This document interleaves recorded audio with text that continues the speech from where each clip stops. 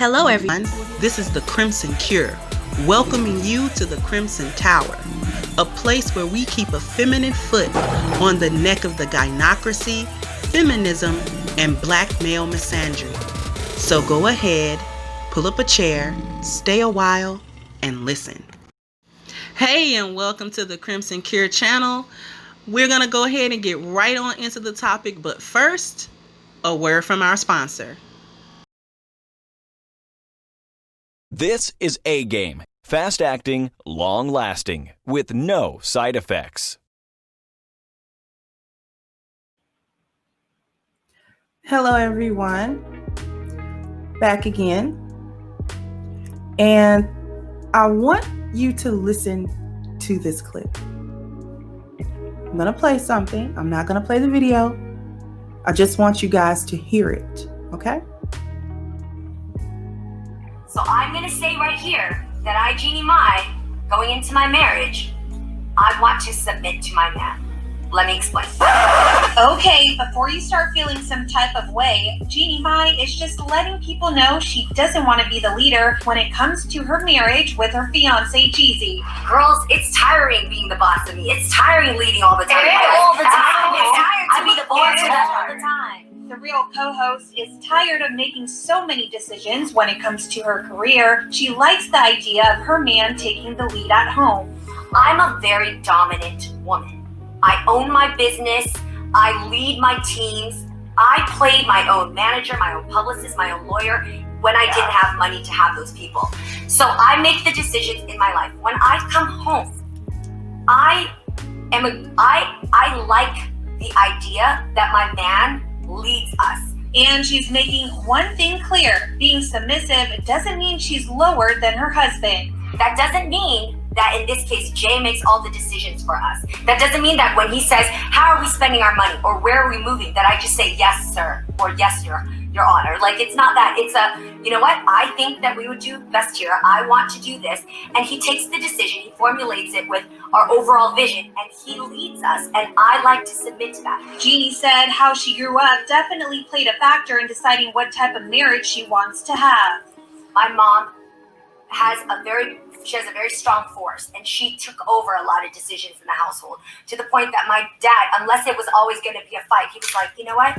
Go ahead. Whatever you want to decide, go ahead. And I just give it to me, and that causes a wedge. And I can have that tendency. I'm just saying, for me, I can have that tendency to follow like my mom because it's what I grew up in and I saw it. But we have a feeling this whole submissive thing is working for Jeannie and Jeezy. I mean, hello, the man bought her a billboard proving he knows how to lead. I just want to wish you luck on your big night tonight. Got a little something for you. Yep, Jeannie is currently competing on this season of Dancing with the Stars, but Jeezy took matters into his own hands by telling fans to vote for her. Who gets their fiance a billboard just to encourage people to vote for Dancing with the Stars, but on their birthday? It's his birthday right now, and he's busy getting me a billboard to help me garner votes? It's incredible.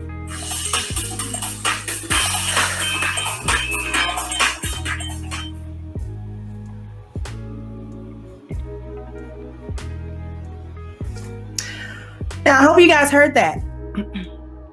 So, let's take a look at the title. What does Jeannie Mai understand about marriage market value that you don't?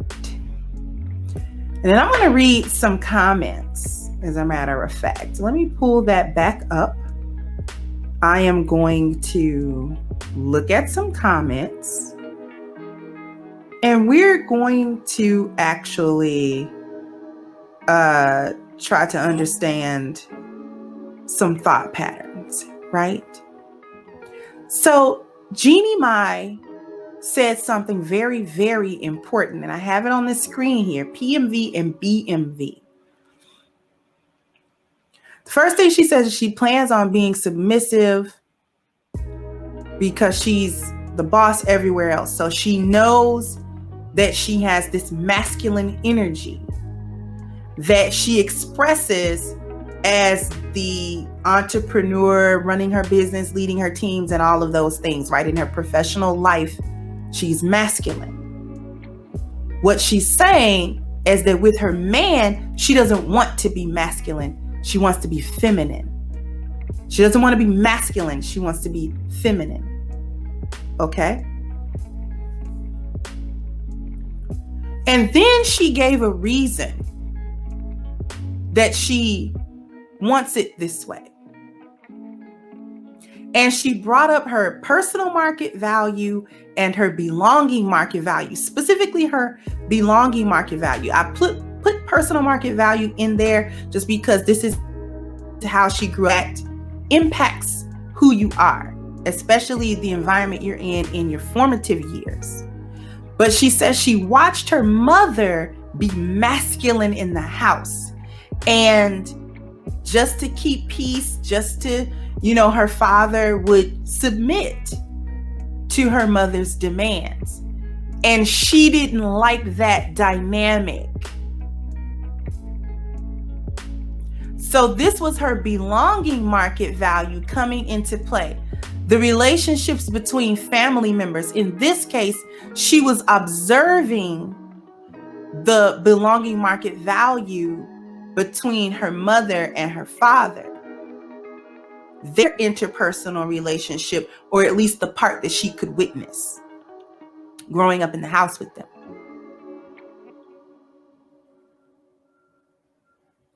This shaped part of her marriage market value that said, I witnessed something that actually is dysfunctional and I don't want to repeat it in my marriage.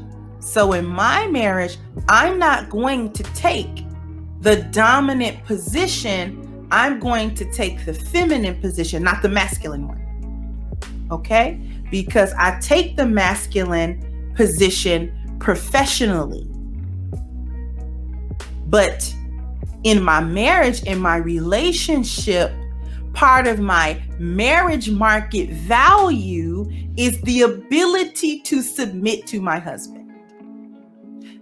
She understands her marriage market value. She get on TV and tell you whatever. I don't even watch that show. I'm pretty sure it's full of a lot of feminist ideas. The fact that she even had to explain that lets me know that this is a gynocrat show.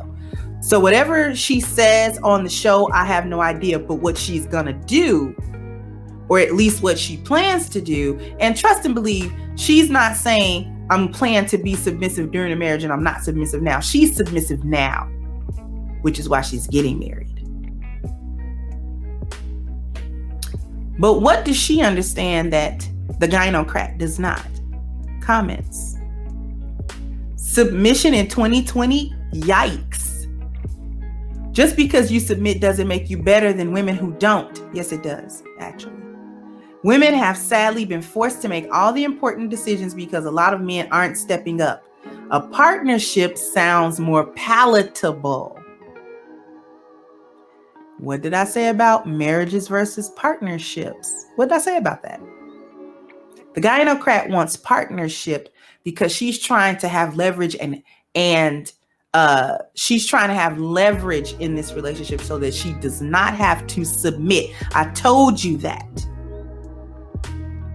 The partnership deal is something that she wants in order to take submission off of the table. She just want to submit.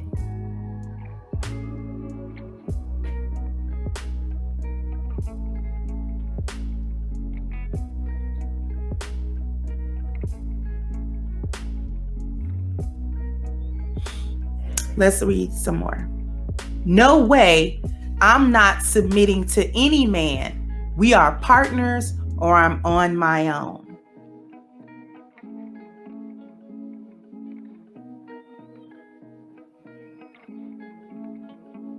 Another woman says, I'm a married woman myself and I still haven't submitted to anything. And we've been together for 10 years now. That's because he submits.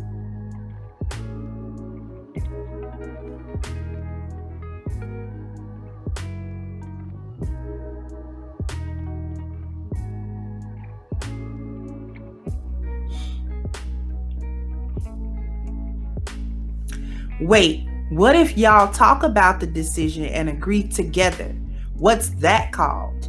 because I don't think I'm submissive, I compromise, and vice versa, because you're not submissive.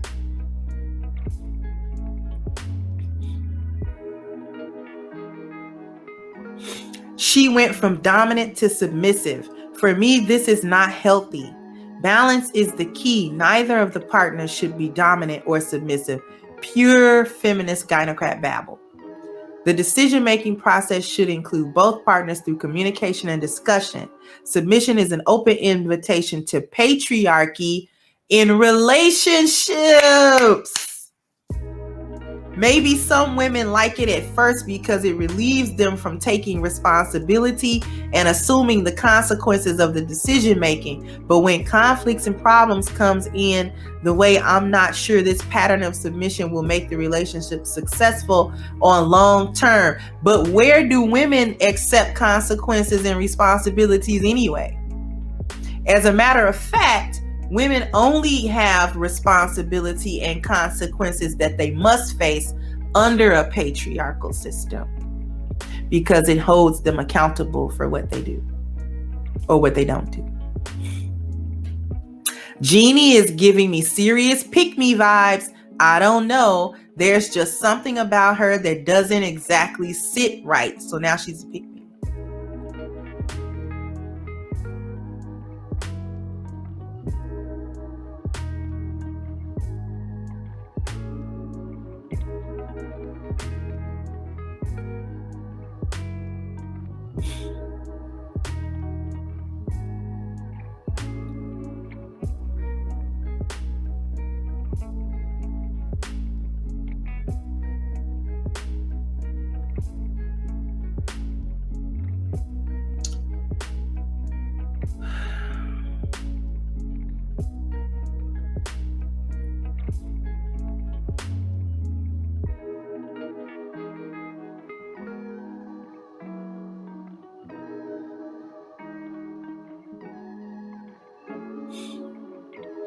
Now one more piece of babble. The fact that so many of you all need to outline things and talk about stuff like this shows that your mate doesn't support you as a woman, etc. Couples are supposed to just mesh. Fantasy. If you have to nitpick and outline roles, etc., then there's a problem because there aren't roles anywhere else. You go to work and there are no roles, right? Because nobody should lead and nobody should submit, because that's how the world works. And that's enough of that.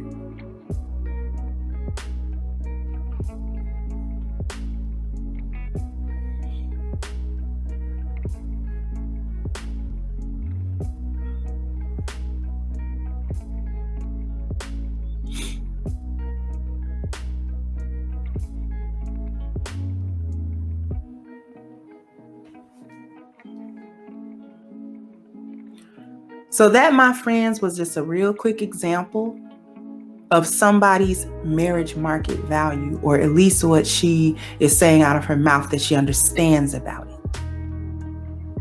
And how her personal market value, and more importantly, her belonging market value or her family life, influenced her understanding of this. Because from what I was reading, she was married before and was masculine in that marriage, and marriage didn't work. So now she's realizing she can't follow the pattern of her mother. She has to actually go into her feminine role in order to make the relationship worth. I bet you anything, Jeezy's, because that's who she's going to marry, is masculine. He's masculine with her. He doesn't allow her to be dominant with him. That's why she's not. Because he doesn't allow it. Men allow women to be dominant over them. If you don't allow her to do it, she won't do it. She'll either conform or leave. She'll either conform to your masculinity or she'll go. If she's worth anything, she'll conform to it. She'll understand, okay, I can't do that with him, but I want him, so I'll conform. This is actually her natural stance. This is the stance that she's supposed to take. If she can't conform and she leaves, you dodged a bullet. That's all I got for you today. So what I want you to do is go ahead and like, share, and subscribe. to the channel. I want you to support our sponsor, A Game, by going to the link at agameherbal.com. Get your 10% discount using the code Kendra10. And this has been yet another Crimson Cure production. And I'll catch you guys on the next one.